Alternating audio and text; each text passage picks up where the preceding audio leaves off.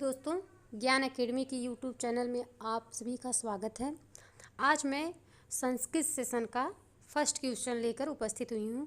ऐसे ही धीरे धीरे आपको संधि, समास, अलंकार ये सब धीरे धीरे आपको दिया जाएगा।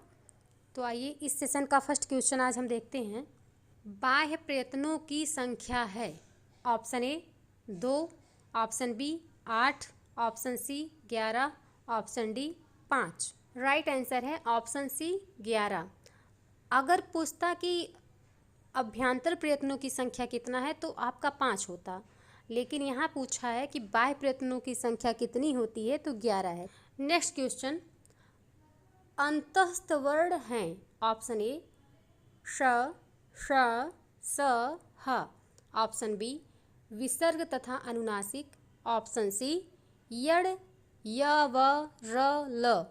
ऑप्शन डी अड़, अ, ई, उ। राइट आंसर है ऑप्शन सी यड़। यड़ के अंतर्गत य, व, र, ल आते हैं और यह कैसे वर्ण हैं? अंतस्थ वर्ण हैं। नेक्स्ट क्वेश्चन, इनमें से कौन संयुक्त व्यंजन है? ऑप्शन ए ख, ऑप्शन बी भ, ऑप्शन सी झ, ऑप्शन डी ज्ञ। इसमें आपका राइट आंसर होगा ऑप्शन डी ज्ञ। ज्ञ देखिए, ज हलंत वाला ज प्लस इया के संयोग से बना है, अर्थात ज और इया के संयुक्त होने पर आपका ज्ञ बना है। संयुक्त व्यंजन 4 होते हैं, ज्ञ यहाँ पे दिया है। उसके बाद होता है छ, त्र और एक होता है आपका श्र, स्र। छ किसके मिल से मिल बनता है? का में हलंत करेंगे प्लस मूर्धन्य श से, और त्र हलंत त प्लस रा से। स्र तालव्य श हलंत वाला प्लस रा के योग से आपका स्र बनता है। ध्यान दीजिएगा, मूर्धन्य सा रा में हम लोग हलंत नहीं लगाएंगे। पहले वाले वर्ण अर्थात क, त, स में हलंत लगाएंगे और लास्ट वाले को पूरा लिखते हैं। नेक्स्ट क्वेश्चन, अनुस्वार का उच्चारण स्थान है। ऑप्शन ए होष्ठ, ऑप्शन बी तालु, ऑप्शन सी कंठ, ऑप्शन डी नासिका। राइट आंसर होगा ऑप्शन डी नासिका। अनुस्वार का उच्चारण स्थान नासिका है। ओष्ठ से क्या होता है? उपपद्मानीया नाम ओष्ठ, एक सूत्र है उपपद्मानीया नाम ओष्ठ, अर्थात उ, पा वर्ग ये सब आपके ओष्ठ से उच्चरित होते हैं। तालु इचु यशा नाम तालु, अर्थात ई, य, चा वर्ग और तालव्य शा ऐसे बनता है, तालव्य शा ये सब आपके तालु से हैं। ऑप्शन आपका तीसरा जो कंठ है, इसका सूत्र है अकुह विसर्जनीया नाम कंठः, अर्थात अ, का वर्ग, विसर्ग और हा ये आपके कंठ से उच्चरित होने वाले शब्द हैं, वर्ण हैं। नेक्स्ट क्वेश्चन, स्पर्श संज्ञक वर्णों की संख्या है। Option A 25, option B 8, option C 30, option D 5। Right answer है ऑप्शन ए 25। स्पर्श व्यंजन जो है आपके कहाँ से कहाँ तक होते हैं? का से लेकर माँ तक, का से माँ तक के जो वर्ण होते हैं वो आपके स्पर्श के अंतर्गत आते हैं, का से माँ। और जो ये 5 संख्या दिया है ये आपका हो गया है अभ्यंतर प्रयत्न की संख्या। अभ्यंतर प्रयत्न आपके 5 होते हैं। कौन कौन होते हैं? पहला होता है स्पृष्ट, दूसरा ईसत स्पृष्ट, तीसरा ईसत विवृत, चौथा विवृत और 5वां होता है संवृत। ये 5 आपके अभ्यंतर प्रयत्न। कुल मिला के इसमें आपका आंसर क्या है? ऑप्शन ए स्पर्श संज्ञक वर्ण 25 होते हैं। कहाँ से कहाँ तक? क से लेके म तक। नेक्स्ट क्वेश्चन, व वर्ण का उच्चारण स्थान है। ऑप्शन ए दंत, ऑप्शन बी ओष्ठ, ऑप्शन सी तालु, ऑप्शन डी दंतोष्ठ। इसका राइट आंसर है ऑप्शन डी दंतोष्ठ। इसका एक सूत्र है वकारो दंतोष्ठ। इसका सूत्र है वकारो दंतोष्ठ, अर्थात वा का उच्चारण स्थान दंत और ओष्ठ दोनों से होता है। नेक्स्ट क्वेश्चन है, निम्नलिखित में से कौन सा स्वर है? इसमें आपको बताना है कि स्वर कौन सा है। ऑप्शन ए व्री, ऑप्शन बी लरी, ऑप्शन सी उपर्युक्त में से कोई नहीं, ऑप्शन डी हरी। राइट आंसर है ऑप्शन बी लरी। आपके स्वर संस्कृत में ध्यान दीजिएगा, हिंदी और संस्कृत के स्वर अलग अलग नंबर में हैं। संस्कृत में अगर पूछेगा तो वो आपका स्वर जो होता है वो 9 प्रकार का 9 होते हैं। कुल स्वर की संख्या कितनी होती है? 9 होती है संस्कृत में। 9 कौन कौन है देख लीजिए। आ, ई, उ, री, लरी, ए, ओ, ऐ, औ। ये देखिए, आप काउंट करिए कितने हैं। 1 2 3 4 5 6 7 8 9, अर्थात कुल स्वरों की संख्या कितनी है? 9। हिंदी अगर पूछता तो हिंदी में आपकी 11 हैं। नेक्स्ट क्वेश्चन, अनुनासिक वर्णोच्चारणे सहायको अस्तः, अर्थात अनुनासिक वर्ण के उच्चारण में सहायक है। ऑप्शन ए मुख नासिके, ऑप्शन बी मूर्धा नासिके, ऑप्शन सी श्रोत्र नासिके, ऑप्शन डी कंठ नासिके। राइट आंसर है ऑप्शन ए मुख नासिके, अर्थात जो अनुनासिक होता है वो आपका मुख और नासिका दोनों के योग से बोला जाता है, दोनों के संयोग से। अब सवाल उठता है कि अनुनासिक है क्या? अनुनासिक ये जो आप लोग भली भांति जानते होंगे कि इससे परिचित होंगे, एक कौन सी बिंदी, इसको हम लोग कहते हैं चंद्र बिंदी। तो ये जो चंद्र बिंदी होता है इसी को अनुनासिक कहा गया है। अगर आप पे या किसी पे चंद्र बिंदी लग गया तो वह अनुनासिक वर्ण हो गया। अगर ये हट जाता है, अगर चंद्र बिंदी हम हटा देते हैं तो आपका अननुनासिक वर्ण होगा। लेकिन अगर ये चंद्र बिंदी रहेगा किसी भी वर्ड पे, अगर चंद्र बिंदी के साथ, जैसे आँख लिख रहे हैं हम, तो आँख में जो आ है वो आपका कैसा वर्ण है? अनुनासिक वर्ण है। ये जो आ है, आ आपका अनुनासिक वर्ण है। क्यों? क्योंकि इस पे चंद्र बिंदी लगा है और इसी चंद्र बिंदी को हम अनुनासिक कहते हैं। अगर अंक की बिंदी लगता है तो उसको अनुस्वार कहते हैं। ठीक। नेक्स्ट क्वेश्चन, भाषिक ध्वनि वर्गीकरणस्य आधाराः सन्ति। ऑप्शन ए कंठ तालु मूर्धा, ऑप्शन बी उदात्त अनुदात्त स्वरिताः, ऑप्शन सी स्थान प्रयत्न करणानि, ऑप्शन डी सम विषम आगमाः। ये जो क्वेश्चन है भाषिक ध्वनि वर्गीकरणस्य आधाराः सन्ति, इसका हिंदी जो अर्थ है वो है कि भाषिक ध्वनि वर्गीकरण का आधार है। आपको बताना है कि क्या है। तो इसका राइट आंसर है आपका ऑप्शन सी स्थान प्रयत्न करणानि। नेक्स्ट क्वेश्चन, ककारस्य घोष रूपम अस्ति। ऑप्शन ए श, ऑप्शन ए बी ख, ऑप्शन सी ग, ऑप्शन डी द। अर्थात जैसे का आपका घोष है, ठीक, घोष वर्ण का है, तो इसी के आधार पर, इसी रूप में और कौन सा है इस ऑप्शन में से कौन सा सही है जो घोष वर्ण है, का के समान घोष वर्ण है। तो इसका राइट आंसर है ऑप्शन सी ग। नेक्स्ट क्वेश्चन है, वियोगात्मक भाषा अस्ति। ऑप्शन ए संस्कृतम, ऑप्शन बी प्राकृतम, option C Hindi, option D Latin. इसमें आपका पूछ रहा है कि कौन सबसे अलग है, कौन लैटिन इसमें आपका अलग भाग रहा है। लैटिन शब्द जो है वो आपका वियोगात्मक भाषा है। इसमें राइट आंसर होगा आपका डी लैटिन। नेक्स्ट क्वेश्चन है, कस्य भाषा परिवारस्य सर्वाधिक प्रयोक्तारः सन्ति।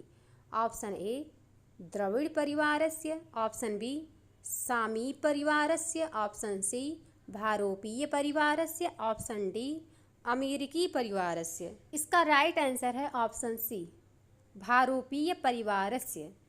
कस्य परिवारस्य सर्वाधिक प्रयोक्तारः सन्ति, तो भारोपीय परिवारस्य सर्वाधिक प्रयोक्तारः सन्ति। सर्वाधिक प्रयोग कौन सी भाषा होती है, कौन सी भाषा परिवार होती है? तो भारोपीय भाषा परिवार सर्वोपरि उपयुक्त होती है, सर्वाधिक प्रयुक्त होती है। नेक्स्ट क्वेश्चन है, जिह्वामूलीयः वर्णः अस्ति। ऑप्शन ए क, ऑप्शन बी च, ऑप्शन सी ल, ऑप्शन डी प। राइट आंसर है ऑप्शन ए क।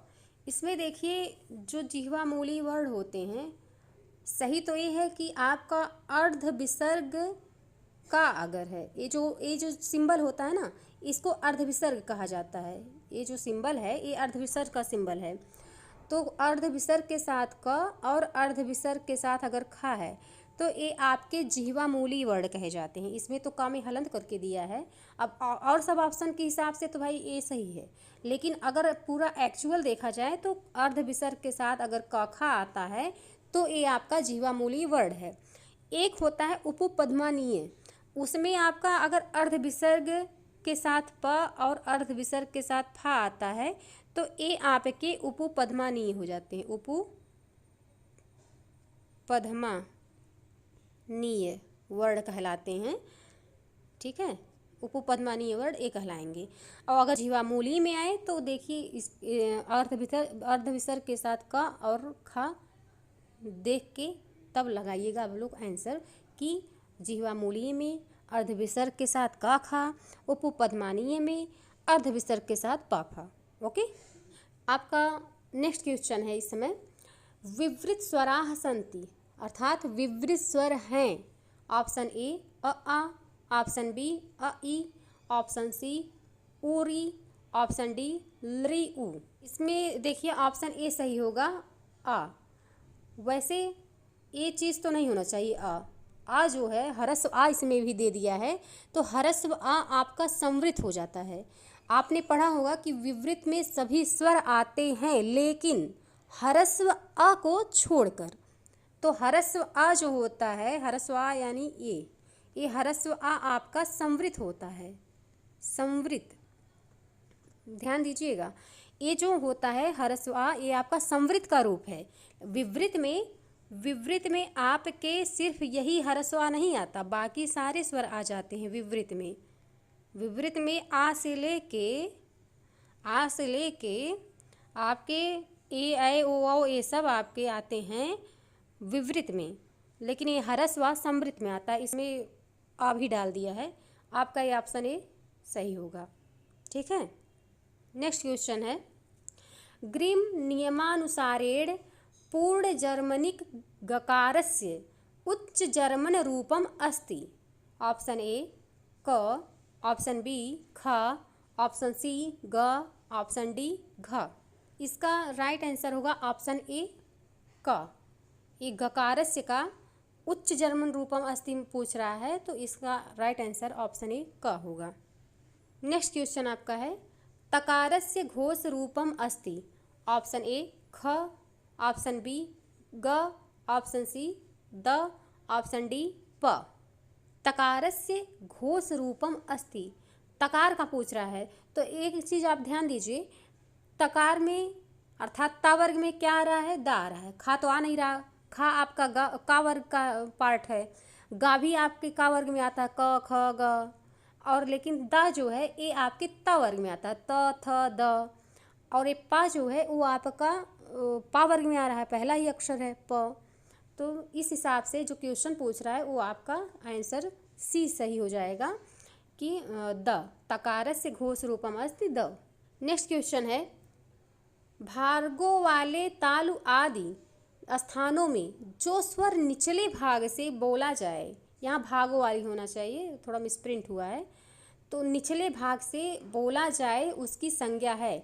इसमें कह रहा है कि तालु के निचले भाग से जो स्वर बोला जाता है वह किसके अंतर्गत आता है। ऑप्शन ए उदात्त के अंतर्गत, ऑप्शन बी अनुदात्त के अंतर्गत, ऑप्शन सी स्वरित के अंतर्गत, ऑप्शन डी इनमें से कोई नहीं। अब आपको बताना है कि इनमें से किसके अंतर्गत आता है या इनमें से किसी के अंतर्गत नहीं आता है।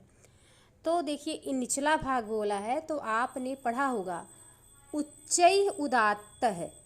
क्या पढ़ा है, हमने पढ़ाया भी है ऑफलाइन क्लास में कि उच्चैः उदात्त है, अर्थात ऊंचे भाग से जो उच्चरित होता है उसको उदात्त कहा जाता है। और नीचैः अनुदात्त है, नीचैः अनुदात्त है, अर्थात निचले भाग से जो उच्चरित किया जाए उसे अनुदात्त कहते हैं। ठीक, और जो ये स्वरित होता है समाहारः, ठीक है, स्वरित जो है समाहारः, समाहारः स्वरित, समाहारः स्वरित, समाहारः स्वरित, अर्थात मध्य भाग से उच्चारण हो तो वह स्वरित है, और उच्च भाग से, अगर तालु के उच्च भाग से उच्चरित हो तो उसे उदात्त कहेंगे, निम्न भाग से उच्चरित अर्थात निचले भाग से उच्चरित हो तो अनुदात्त। इस हिसाब से हमारा राइट आंसर क्या हुआ? ऑप्शन बी, अनुदात्त। स्वर निचले भाग से बोला जाए उसे अनुदात्त कहते हैं। आपका नेक्स्ट क्वेश्चन है, दंत्यवर्णः अस्ति, अर्थात दंत्य वर्ण है। इन चारों में से कोई एक वर्ण ऐसा है जो दंत से उच्चरित होता है। अब आपको यही चूज करके बताना है कि कौन सा वर्ण है। ऑप्शन ए च, ऑप्शन बी ग, ऑप्शन सी ब, ऑप्शन डी ध। तो हमने आप लोगों को बताया है, पढ़ाया है, एक सूत्र रूप में होता है कि लृतु लसानाम दंतः। क्या होता है? लृतु लसानाम, लृतु लसानाम दंतः, ठीक, अर्थात लृ तु अर्थात ता वर्ग, ता वर्ग, ता वर्ग में आपका सब आ जाएगा, ता वर्ग में आपका सब आ जाएगा, पांचों अक्षर अर्थात त, थ, द, ध, न, ठीक है। और ल, ल, ये सब आपके कहाँ से उच्चरित होते हैं? दंत से। तो अब आप बता दीजिए, आसानी होगी आपको बताने में कि कौन सा वर्ण आएगा। ऑप्शन डी एकदम सही आप लोग हैं कि ऑप्शन डी थ। धा का उच्चारण स्थान दंत से होगा। कैसे? क्योंकि हमने पढ़ा है लृतुलसानाम दंतः, अर्थात लृ, ता वर्ग, ला, इन सब का उच्चारण स्थान दंत से होता है। और ता वर्ग में क्या आता है? त, थ, द, ध, न, त, थ, द, ध, न, ये सब हमारे ता वर्ग के पार्ट हैं। इस हिसाब से दंत वर्ण क्या हुआ? धा। ओके, ये देखिए फिर वही आ गया क्वेश्चन आपका, रिपीटेड एक हिसाब से जान लीजिए। क्वेश्चन आपका है, लृ वर्ण का उच्चारण स्थान है। ऑप्शन ए मूर्धा, ऑप्शन बी दंत, ऑप्शन सी तालु, ऑप्शन डी कंठ। तो ये तो हम पिछले वाले में बता ही दिए आपको। आप तो एकदम आंख बंद करके तुरंत आंसर लगा दीजिए क्या कि लृ का उच्चारण स्थान दंत से होता है। कैसे? सूत्र याद करिए, लृतुलसानाम दंतः। आप ऐसे भी याद कर सकते हैं, लृतलस दंतः, लृतलस दंतः। अगर आप नहीं याद कर पा रहे हैं, सूत्र बड़ा लग रहा है, तो आप ऐसे शॉर्टकट में याद कर लो, लृतलस दंतः, ठीक है। सूत्र अगर याद हो जाए तो बहुत ही अच्छी बात है, लेकिन अगर मान लीजिए नहीं याद आता तो आप प्रेजेंट टाइम के लिए ऐसे याद कर लीजिए, लृतलस दंतः। ओके, आइए नेक्स्ट क्वेश्चन पे चलते हैं। गलत वर्तनी वाला शब्द चुनिए। इसमें आपको गलत वर्तनी वाला बताना है। ऑप्शन ए पुल्लिंग, ऑप्शन बी स्त्रीलिंग, ऑप्शन सी नपुंसक लिंग, ऑप्शन डी उभयलिंग। इसमें राइट आंसर है ऑप्शन डी उभयलिंग। देखिए इसमें क्या है कि लिंग आपके 3 होते हैं, लिंग 3 हैं। कौन? संस्कृत में हम बता रहे हैं कि पुल्लिंग, स्त्रीलिंग, नपुंसक लिंग। उभयलिंग नहीं होता है, उभयलिंग आपका नहीं होता है, इसलिए यहाँ पे ये गलत हो जाएगा, ठीक। और लेकिन आंसर आपका ये सही हो जाएगा कि उभयलिंग। नेक्स्ट क्वेश्चन है, पंचविंशति शब्द का हिंदी अर्थ होता है। अब आप बताइए क्या होता है। Option A 15, option B 25, option C 35, option D 50। तो पंचविंशति, पंचविंशति बोल रहा है ना, तो एक काम यहाँ इसमें क्या करिए, इसका राइट आंसर होगा आपका बी 25 होता है। पंचविंशति 25 होता है। कैसे होता है? ये जो छोटा चीज़ होता है ना, इसको बाद में रख दीजिए, आगे वाला पीछे कर दिया करिए, व्युत्क्रम टाइप का, और पीछे वाला आगे, पीछे वाला आगे। तो देखिए ये 5 हमने यहाँ कर दिया, ठीक है। और विंशति अर्थात होता है 20, तो 20 और प्लस 5, अगर नहीं जोड़ेंगे ना, अगर ये प्लस हटा देंगे तो 205 हो जाएगा, तो इसलिए हमको जोड़ना है। 20 प्लस 5 बराबर कितना हो गया? 25। तो हो गया कि नहीं? देखो विंशति आपका पीछे लिखा है, लेकिन जो ये है हमने आगे लिख दिया 20, और पंच आपका आगे लिखा, पंच को पीछे कर दिए, हो गया 25। ठीक, बाकी आप लोग अपने तरीके से याद करिए। नेक्स्ट क्वेश्चन, अकारस्य उच्चारण स्थानम अस्ति, अर्थात आ का उच्चारण स्थान है। ऑप्शन ए कंठ, ऑप्शन बी तालु, ऑप्शन सी मूर्धा, ऑप्शन डी नासिका। तो इसको तो हमने अगले वाले क्वेश्चन में कराया, बताया, सूत्र भी बताया। क्या? अकुह विसर्जनीय नाम कंठ है, याद आ रहा है ना? अकुह विसर्जनीय नाम कंठ है, इसका तो राइट आंसर आपका है कंठ है। ठीक, लेकिन कैसे हुआ है? अगर आपको नहीं याद आता है सूत्र तो आप ऐसे लिख लीजिए, अकह कंठः। अकह, हा पे विसर्ग क्यों हम लगा रहे हैं? क्योंकि अकुह विसर्जनीय नाम कंठ है, अर्थात अ का वर्ग में आपका 5 वर्ड आता है। कौन कौन? क ख ग घ ङ। ठीक, और हा आता है अकुह, हा आ गया। विसर्जनीय नाम अर्थात विसर्ग, तो इसलिए हमने हा के बाद विसर्ग भी लगा दिया, इससे आपको आसानी होगी। तो आप क्या करेंगे? अकह कंठः, ऐसे भी याद कर सकते हैं, सूत्र सहित याद हो तो अति उत्तम। मान लीजिए अगर नहीं याद होता है तो आप लोग अकह कंठ ऐसे करके याद कीजिए। ओके, नेक्स्ट क्वेश्चन है, अश्वः तीव्रम धावति, वाक्य तीव्रम व्याकरण भेदेन किम, अर्थात अश्व तीव्र गति से दौड़ता है, वाक्य में तीव्र व्याकरण का भेद है, मतलब क्या है? आपका कर्म है, ऑप्शन ए कर्म, ऑप्शन बी विशेषण है, ऑप्शन सी क्रिया विशेषण है, ऑप्शन डी सर्वनाम है। बताइए इसमें क्या आंसर हो? अश्वः तीव्रम धावति, तीव्रम पूछ रहा है तो इसमें राइट आंसर आपका होगा क्रिया विशेषणम। ठीक, क्रिया विशेषणम, दौड़ रहा है, तीव्र गति से दौड़ रहा है, काम दौड़ने का कर रहा है तो क्रिया हो गया। ठीक, और तीव्र जो है वो आपका विशेषण है, विशेषता बता रहा है। तो इस एंगल से अगर देखा जाए तो आपका राइट आंसर सी सही होगा। क्या? कि क्रिया विशेषण दोनों है। ओके, नेक्स्ट क्वेश्चन, छंदानुगत शिक्षण प्रणाली है, अर्थात कौन सी शिक्षण प्रणाली है जिसमें छंद की भी आवश्यकता होती है या छंद आता है? ऑप्शन ए गद्य की, ऑप्शन बी पद्य की, ऑप्शन सी व्याकरण की, ऑप्शन डी कथा की। तो हम सब जानते ही हैं कि छंद किस में आता है? पद्य में। ऑप्शन बी हमारा सही आंसर होगा, पद्य की है, छंदानुगत शिक्षण प्रणाली पद्य की है। ओके, इस सेशन का लास्ट क्वेश्चन है, निम्नलिखित में से कौन सा शब्द अशुद्ध है? इसमें ध्यान दीजिए, अशुद्ध बोलना है ना कि शुद्ध। ऑप्शन ए पूज्य, ऑप्शन बी पूजनीय, ऑप्शन सी पूज्यनीय, ऑप्शन डी इनमें से कोई नहीं। तो इसमें हमारा राइट आंसर होगा ऑप्शन सी पूजनीय। इसमें देखिए पूज्य तो आपका ऐसे ही लिखा जाएगा जैसे लिखा है, पूज्य एकदम सही है, और पूजनीय नहीं लिखा जाता है बल्कि पूजनीय लिखा जाता है, पूजनीय। अगर पूज्य लिखना है तो पूज नहीं, तब तो ये सही है, ऑप्शन ए पूज्य ऐसे लिखेंगे, लेकिन अगर नीय जोड़ना है, जुड़ गया नीय, तो आपका पूजनीय होगा ना कि पूजनीय। तो इस हिसाब से हमारा राइट आंसर होगा ऑप्शन सी पूज्य अशुद्ध शब्द, पूजनीय अशुद्ध शब्द है। ओके फ्रेंड्स, हमारा सेशन आज यहीं समाप्त होता है। फिर हम नेक्स्ट वीडियो में संस्कृत के नए टॉपिक के साथ मिलेंगे। आप हमारे यूट्यूब चैनल को लाइक शेयर सब्सक्राइब अवश्य करें। Thank you.